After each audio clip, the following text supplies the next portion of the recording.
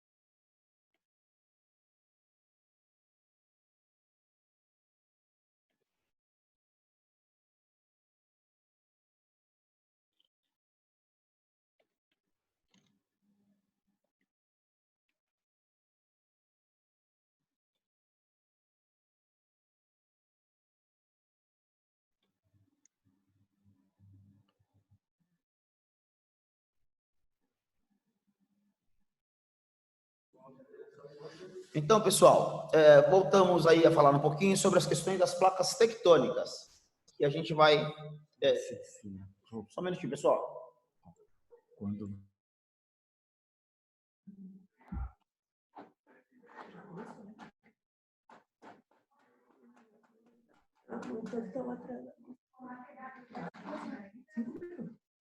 Não, acho que tá na hora.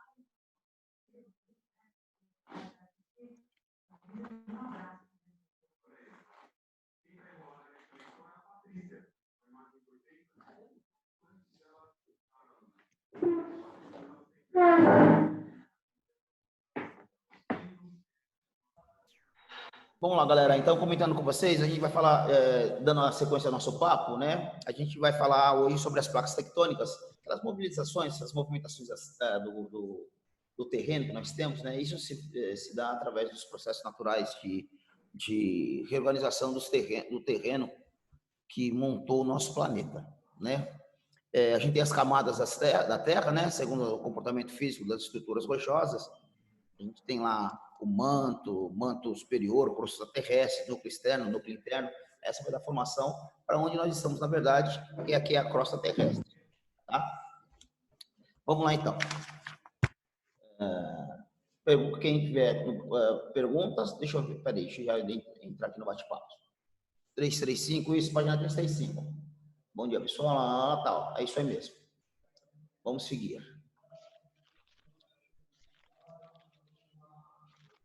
Bom, o raio médio da Terra é de 6.371 quilômetros, ao longo dos quais conhecemos apenas 10 quilômetros através da observação direta, decorrente principalmente dos trabalhos de prospecção petrolífera.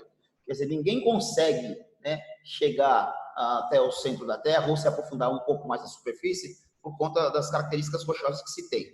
Muito difícil a penetração, muito difícil a participação interna do ser humano dentro desse terreno que a gente chama de superfície terrestre. Estamos aqui na superfície, né? Vocês aí na sua casa e eu aqui tranquilamente, mas a prospecção é muito difícil esse tipo de trabalho.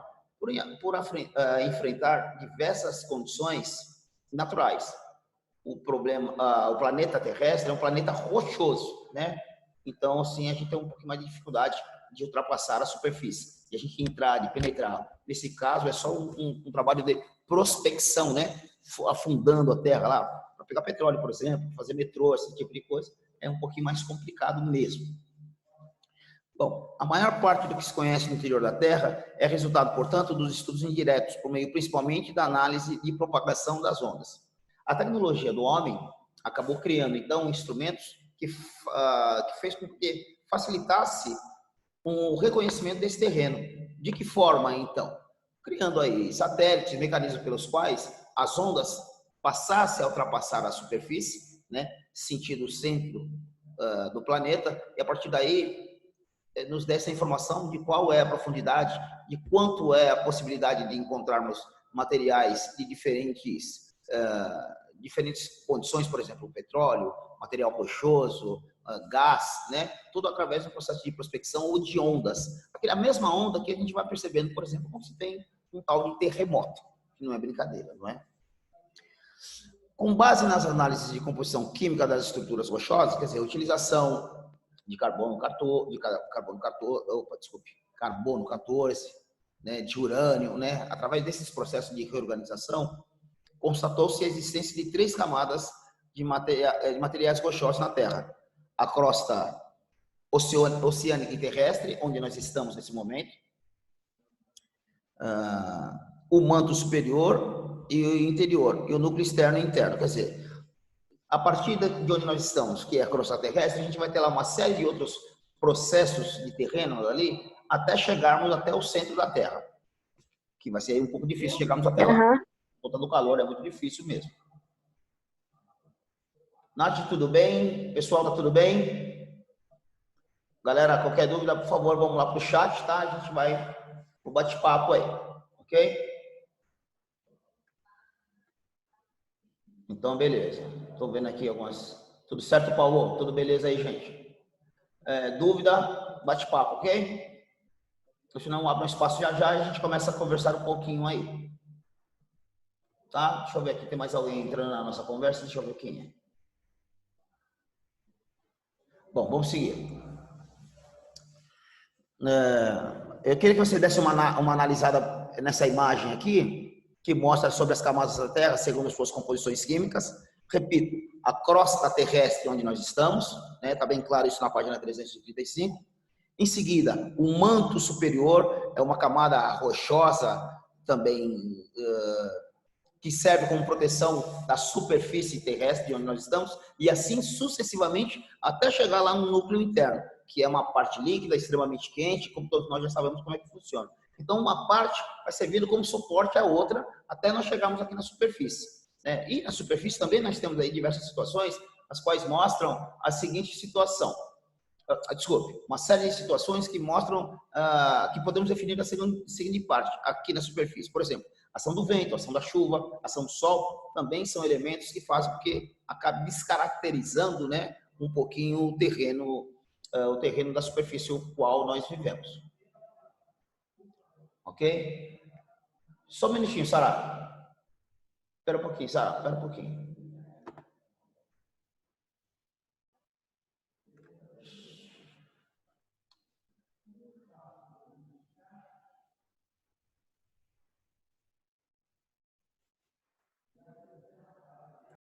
Ô, Sara, pois não. Sara? Eu queria falar que estava desativado o seu áudio só. Só isso, já voltou para mim. Ok, então. Então, beleza. Vamos seguir assim. Bom, pessoal, a gente vai falar agora eu pedi para que vocês acompanhassem um pouquinho essa imagem que fala sobre a camada da Terra, segundo suas composições químicas, né? Eu acho que está bem simples isso aí. Vou falar, dando sequência à nossa leitura aqui, o nosso comentário também no texto.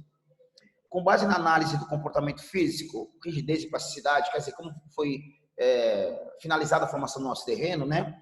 E das estruturas rochosas, constatou-se a existência de 4 camadas da Terra: a litosfera, astenosfera, mesosfera e ionosfera. Bom, nós falaremos sobre essas camadas a seguir. Mas antes disso, as camadas da Terra, né, as quais nós acabamos de ler, elas estão distribuídas nessa imagem, ainda na página 335. Uma olhadinha ali para a gente identificar um pouquinho aquilo que se fala. Na verdade, ó, a gente falando de uma forma traduzida, estamos falando de crosta terrestre, né, de manto superior, manto inferior, núcleo externo, núcleo interno. Mas tem um nome bonitinho, um nome científico para isso. Então, a gente vai falar um pouquinho a respeito disso. Legal? Bom, vamos lá então. A litosfera, camada constituída pela crosta terrestre e pelo topo do manto, até uma profundidade média de cerca de 100 quilômetros. Subdivide-se em placas tectônicas ou continentais que se movem e interagem entre si, provocando a ocorrência de inúmeros fenômenos ao longo do tempo geológico. A teoria que explica as causas e implicações dessas movimentações e interações denomina-se tectônica das placas, ou as placas tectônicas. Na verdade, a litosfera, onde nós estamos, né, num processo que se organiza no seu terreno até 100 quilômetros abaixo da superfície de onde nós estamos, a superfície, evidentemente, que ainda ninguém conseguiu chegar até lá, e será muito difícil chegar por razões óbvias, né? A gente já falou que é um terreno bastante complicado, muito rochoso, a prospecção é muito difícil, chegar até o centro da Terra é uma questão aí de muita habilidade. Não vai ser assim tão rapidamente, tão fácil, que o homem vai conseguir chegar até lá. E nesse terreno da litosfera, onde a gente acaba acompanhando algumas situações de interesse ou preocupação para a gente. O interesse, por exemplo, nós temos ali o terreno oceânico, as plataformas continentais, as plataformas comerciais. Eu digo plataforma continental porque a gente invadir no terreno adentro oceânico, no nosso mar a gente tem uma situação de pesca, uma situação de prospecção de petróleo, uma situação de proteção da nossa área continental, porque é ali que as nossas forças armadas, em particular a Marinha, toma conta, né, para que a gente não tenha, ou qualquer outro lugar do planeta, né, para que a gente não tenha problema de invasão territorial e assim por diante. E falamos então da litosfera. Além do que a tectônica das placas, né, ou as placas tectônicas, onde a gente fica equilibrado, na verdade. Nós estamos equilibrados em cima das placas, não é? Então, qualquer movimentação, por exemplo, um terremoto, um tsunami, faz com que essas placas, as quais nós estamos suspensos ou equilibrados, se movimentem. Então, uma vez se movimentando, a gente vai ter aquele problema de destruição total, né, de alguma parte da superfície. Casa sendo destruída, oceanos ficando muito mais agitados, né? Porque já que estamos na superfície, quando ela se movimenta, certamente problemas nós teremos. Alguma pergunta aí, pessoal? Por favor, vamos lá no chat para perguntar. Eu vou lá, só um minutinho, eu vou dar um tempinho na minha fala para a gente ver as perguntas aqui. Pessoal, página 335 para quem chegou agora, tá? Deixa eu ver aqui os participantes que estão perguntando. Professor, qual é a página? Tal. Bom. Aí não tem jeito, né? Sobre tá travando a questão da internet, né, pessoal? Um pouquinho de paciência que as coisas estão se tornando mais práticas. Aí a cada dia a gente vai evoluindo, né? Não é fácil de uma hora para outra nós entrarmos nessa confusão que está acontecendo no planeta, né? E a gente já começar a interagir, falar na televisão, falar na câmera como se fosse o William Bonner lá da Globo. Muito longe disso, né? A gente tem tanta habilidade assim. Então, um pouquinho de paciência que as coisas vão se ajeitar. Bom, dando sequência aqui à nossa fala. Entre os fenômenos observados pela movimentação das placas tectônicas, encontra-os relacionados com a contínua mudança que ocorre ao longo do tempo geológico. Na distribuição das massas continentais, das camadas superficiais da Terra, resultando em mudanças que são observadas nas paisagens por meio da formação de conjuntos montanhosos, ocorrência de abalos sísmicos e atividades vulcânicas. O que o autor está dizendo, na verdade? A gente tem uma variação evidente na superfície por conta também da formação das placas tectônicas. Vamos lembrar que as placas, elas movimentam a superfície. Então, o que pode criar numa situação como essa? Montanhas. Se uma vez você criou uma montanha, você vai ter uma planície, né? Você vai ter um planalto, você vai ter diferenciações no terreno que pode ocasionar mudanças térmicas, mudanças geomorfológicas, que é o terreno, evidentemente. Você vai ter uma mudança climática ou térmica, como eu disse. Você vai ter uma região que tem uma ação maior da chuva, uma ação menor da chuva. Por exemplo, quando você tem montanha em determinados lugares, ou os picos muito altos, a chuva ou a ação do vento, ela não chega diretamente na superfície, que essa montanha, na planície, perdão, que essa montanha está tomando conta. Por quê? A montanha serve como uma barreira, né? Então, esse terreno, olha, se a gente tem a montanha, esse terreno aqui embaixo, ele vai sofrer algum problema. Ele pode ser um terreno extremamente seco, né? Ele pode ter um terreno semiárido, ou não, ele pode ter algumas outras variantes importantes. Quer dizer, existe sempre, a natureza sempre nos imputa um processo de mudança, situações naturais. As placas tectônicas fornecem esse tipo de situação, né? Ela cria, por incrível que possa parecer, montanhas, serras, né, picos. Vamos lembrar que quando as placas se encontram, surge esse movimento, né? Faz esse movimento aqui. E aqui em cima é uma montanha que antigamente não existia. Ok? Eu vou abrir aí para perguntas, pessoal. Vamos lá. Perguntas. Sara, João, Nath, vamos lá. Vamos lá, galera. Vamos às perguntas. Maria, está me ouvindo? Maria, está me ouvindo? Não está ouvindo?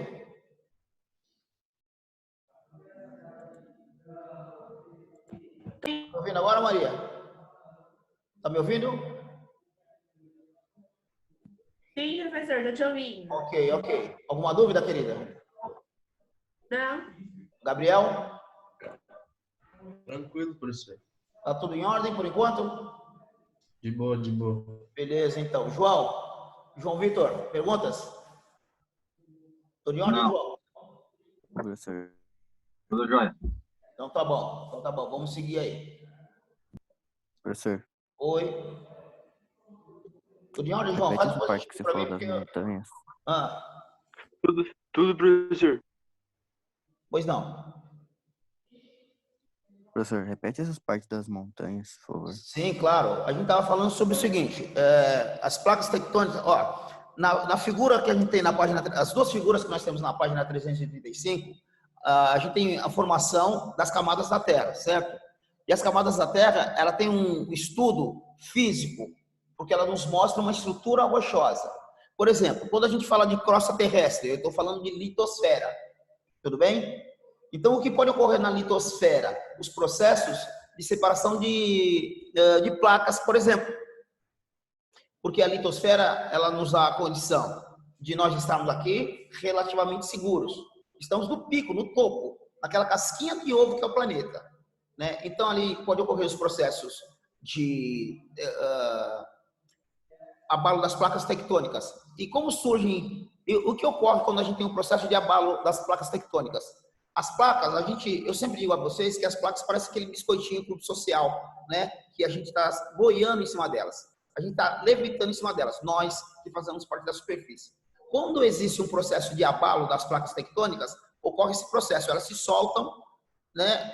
E uma vai em encontro à outra, ou se soltam, ou uma vai em encontro à outra. Quando essa vai em encontro uma à outra, ela surge, ela faz essa posição. Essa posição é uma montanha que ela vai surgir. Quais as situações que podem fazer com que surjam montanhas?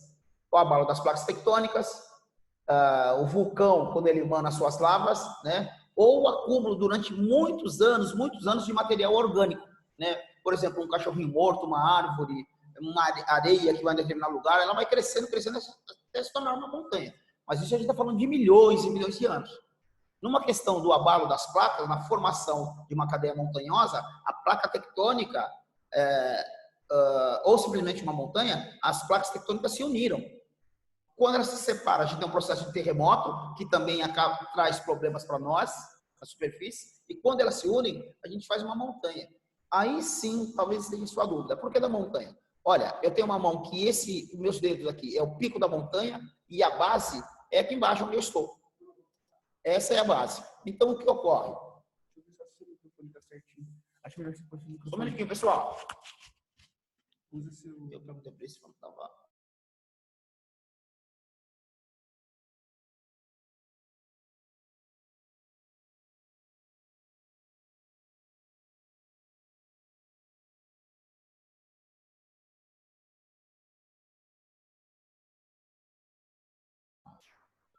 E aí, galera, quem estava com dificuldade com o som, melhorou um pouquinho? Falando próximo aí para a galera, alguns estão ouvindo, outros não, né? Aquela dificuldade que a gente havia comentado. Bom, vamos seguir então. João, eu fui interrompido aqui, mas não sei se você me ouviu. Entendeu? Melhorou um pouquinho a informação? Ó, então esse pico aqui, ó, os meus dedos, quando se encontram as placas, surgiu uma nova montanha, ok? Essa minha base, a minha mão aqui é a base, é a planície. Então, ó, na montanha, se a interação do vento, chuva, etc., pode não atingir diretamente a planície. E aí pode ocasionar, pode ter diferenças das características dessa mesma planície. Você pode ter um processo de seca aqui, essa planície pode ser uma planície deserta, né? Ou líquida demais, alguma coisa nesse sentido. Você tem algumas alterações que as montanhas acabam impedindo a passagem do vento, da chuva, etc. E pode ajudar ou não uma determinada planície. Tudo bem? Ok, João? Beleza, então. Sim, professor. Então, tá bom. Bom, entre os fenômenos observados pela movimentação das placas tectônicas, encontram-se os relacionados com a contínua mudança que ocorre ao longo do tempo geológico, nas distribuições das massas continentais e das massas superficiais da Terra, resultando em mudanças que são observadas na paisagem por meio de formação de conjuntos montanhosos, qual nós acabamos de falar, ocorrência de abalos sísmicos, terremotos, atividades vulcânicas, etc. Então, na litosfera, acaba ocorrendo todos esses probleminhas aí que nós já falamos. Tá? Ah, legal. Tá melhor agora o som? Isso tá bom.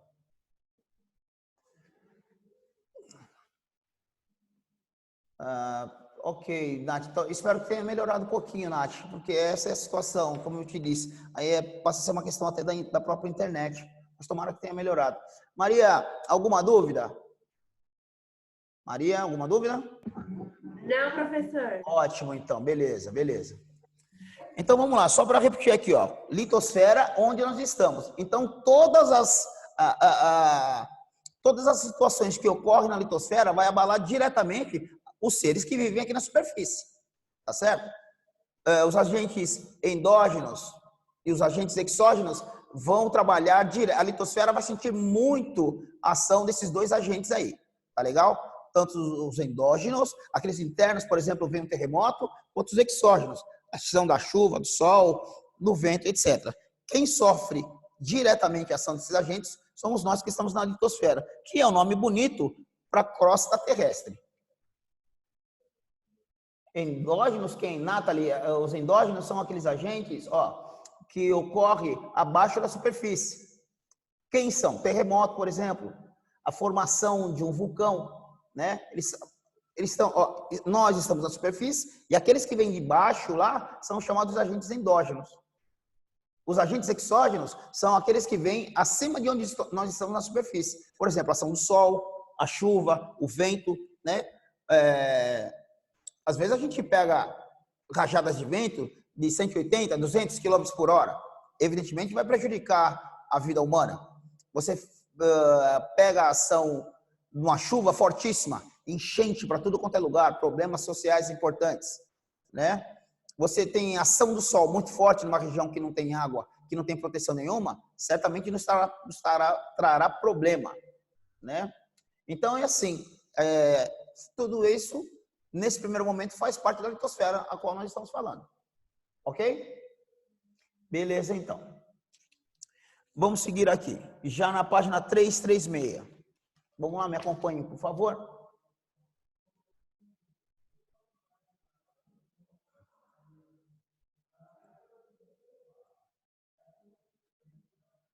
Aí, Bruno.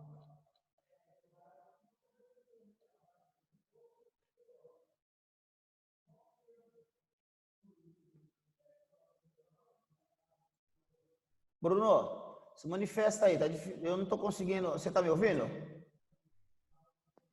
Opa, tô sim, professor. Ok, então. Eu não estou conseguindo te chamar aqui no reservado, deu uma travadinha aqui. Mas se você quiser, eu não sei se for uma pergunta de caráter particular, mas deixa ele ser particular, ele pode ser geral, pode perguntar o que você quiser, se tiver alguma dúvida. Ok. Tá bom? Por enquanto, tudo certo. Beleza, então.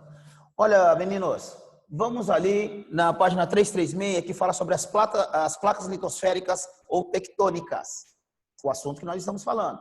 Vamos lembrar o seguinte, todos esses raiozinhos que a gente está vendo na tela, na página, melhor dizendo, essa separação, elas são áreas de delimitação, né? São áreas de choque ou áreas de afastamento. Então vamos imaginar o seguinte, vamos dar uma lida no mapa antes da gente ir para o texto. O que mostra a primeira fonte lá? Principais vulcões. Olha, uma série de lugares onde existe uma instabilidade no terreno, você vai ter vulcões. Normalmente muito próximo das placas tectônicas, ou das instabilidades, ou da união dos terrenos que formam uma situação de placas tectônicas, ok? A gente chama isso aí de as áreas de principais vulcões. Então tem muito ali perto do Japão, olha lá à direita de vocês. Aqui na América do Sul vai ter bastante ali perto do Chile, na região das Cordilheiras dos Andes, nos montes americanos, lá vai subindo, de norte a sul. Na África, ali perto de Madagascar, na África do Sul, são todas as regiões vulneráveis a vulcões. Olha, reparem que estão sempre próximos das placas, a união das placas, ok? Porque o terreno fica mais instável nessa situação. Onde nós estamos, olha, o Brasil está no centro de uma placa. De novo, vamos imaginar que estamos lá, todo mundo com um biscoito clube social em mãos. Naquela parte que é picotadinha, ele quebra com maior facilidade. Na parte central, claro que ele vai quebrar, porque ele é sensível, mas com menos sensibilidade, ok? Isso é mais ou menos, claro que guardando as proporções, né? A gente está falando aqui das questões das placas tectônicas. Vejamos então, principais locais de terremoto. Olha lá, galera, onde são os principais locais de terremoto? Justamente onde as placas se unem. Dá para perceber? Justamente ali onde tem a união das placas. Porque elas podem, como se fosse um biscoito social, separar-se ou se sobrepor uma sobre a outra. E uma vez isso acontecer, na superfície vai sofrer as suas mazelas. Beleza? Beleza, pessoal? Ok, então. Área de choque entre placas, limites de convergência. O que são convergência? Então, é quando as placas vai criar as montanhas lá que a gente falou. Tá? Vai criar essa situação de plaquinhas aí. Eu vou ver aqui, pessoal, vou tentar. Ok, Paulo, quando me dá um toque aí, quando a gente vai estar observando aqui quando o Cair tá. Eu estou com o tempo também marcando aqui, Paulo, mas de qualquer forma, muito obrigado aqui, tá bom? A gente está aqui ligado também. Bom, vamos seguir. Repetindo, área de choque entre placas são quando as placas convergem, tá? Elas entram uma na outra, sobrepõem uma a outra. Então, o que ocorre? Surgimento de montanhas, surgimento de cordilheiras, aquelas montanhas gigantescas lá. Professor, qual é a diferença de montanha e de serra? Montanha, na verdade, serra é uma montanha que foi desgastada pela ação do tempo. Essa é a diferença. Um dia ela surgiu por 3 ações importantes, ou o encontro das placas, ou uma montanha vulcânica, ou uma montanha de ordem orgânica, né, que ela vai juntando material e fica enorme, e a ação do tempo, a ação do vento, os elementos exógenos vai gastando essa montanha, literalmente gastando. A chuva, o sol, o vento vai gastando essa montanha, ela vai diminuindo, diminuindo, até se tornar uma serra, né? Que é o nome, na verdade, a serra é uma montanhazinha anã. Um dia foi uma enorme montanha e hoje é uma serra pequenininha. E o que é a cordilheira? A junção de montanhas. Várias montanhas grudadinhas uma na outra, chamamos isso de cordilheiras. Ok? Vamos lá então. Área de afastamento ou limite de divergentes. O que são áreas de afastamento? Ó, essas mesmas placas, quando elas se manifestam, elas se soltam uma das outras. Aí a gente vai ter o tal do tsunami, vai ter o tal do terremoto. Perfeito? Ou até em determinadas situações, até o próprio vulcão mesmo. Ele entra numa ação lá dentro, próximo da montanha, ele entra para emanar suas lavas aí, para onde ele acha de direito o mandá-la. Ok? Pessoal, dúvida, por favor. Vamos lá, que o nosso tempo já está terminando. Ô, professor. Oi. Se as placas se afastarem, acontece alguma coisa? Sim. Porque se Fala. se encontram, acontece formamento de montanhas, né? Agora, e quando elas se afastam, acontece o quê? Terremoto, tsunami, porque a Terra está se separando. Né? Terremoto, a Terra fica toda abalada. Você vai ter vários problemas também nessa situação, Maria. Acontece também vários problemas. Tá? Você vai ter problemas aqui na superfície, quando ela se afasta. Ok? A gente sente tremor de terra, por exemplo. É uma situação, claro que no nosso caso aqui no Brasil, os terremotos são quase